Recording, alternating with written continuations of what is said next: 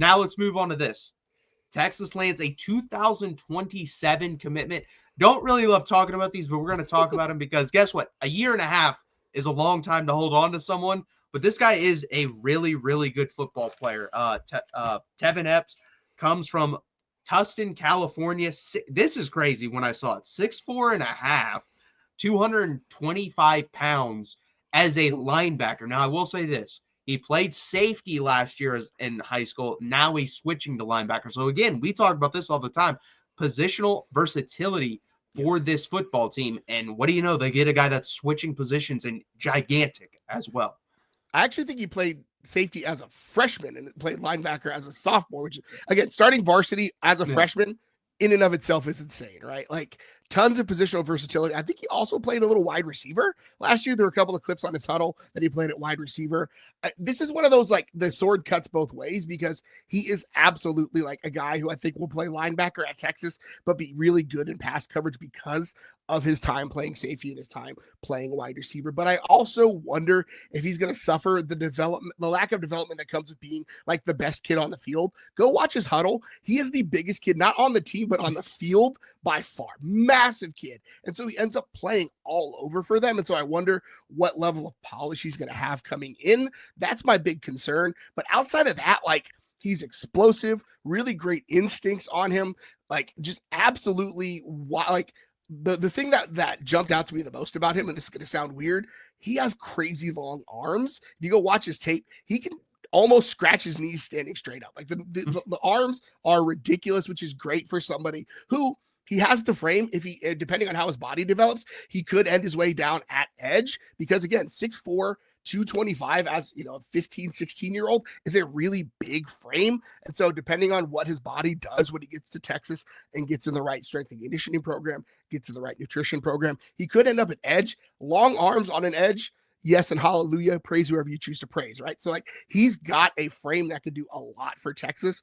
2027, long ways away. December of next year is a very long way away. We've got to get to this next December first and get these 2026 kids in. So it's a long time to hold on to him, but I'd rather have him in the boat than have to try to flip him later.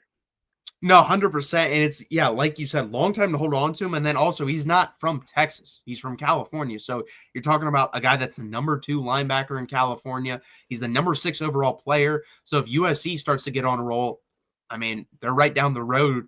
Why not go play for them? You know, that's an easy recruiting pitch. And then also what you said is a good point.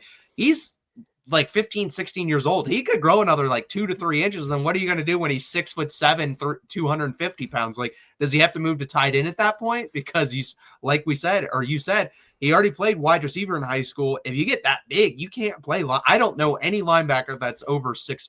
Like 6'5" seems to be the absolute limit for linebacker. So I don't know. I don't know what to think about this kid because I don't know where he's going to play at this point. He's one of those guys that, like, I don't know where he's going to play, but get him on campus and figure it out. Like, that's one of those, like, his body could do 1,001 different things between then and now. And when you get to Texas, he's going to develop and they'll put him where he wants. Like, he's an athlete. Like, he's one of those dudes that just get him on campus and let the coaches sort him out. Right. Yeah. 100%. You know, it's kind of right now he has the same build as like Anthony Hill basically at Texas. Anthony Hill, 6'4", 230 pounds. This kid's only like 10 pounds lighter than Anthony Hill. So it's going to be very interesting if he does come to Texas, where they're going to use him, one, and how they're going to develop him. But like you said, he's a good football player. That's obvious. You can see that on tape. And then he's a really good athlete. He also plays basketball. So overall, hey, maybe that's where we'll just say, hey, 6'7", you're going to go to the basketball team now. I don't know, but it's going to be very interesting.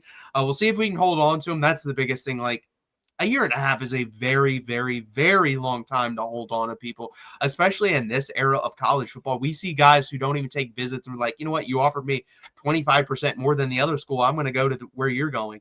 And I don't know what to expect, but again, hell of a football player. We'll see how it ends up.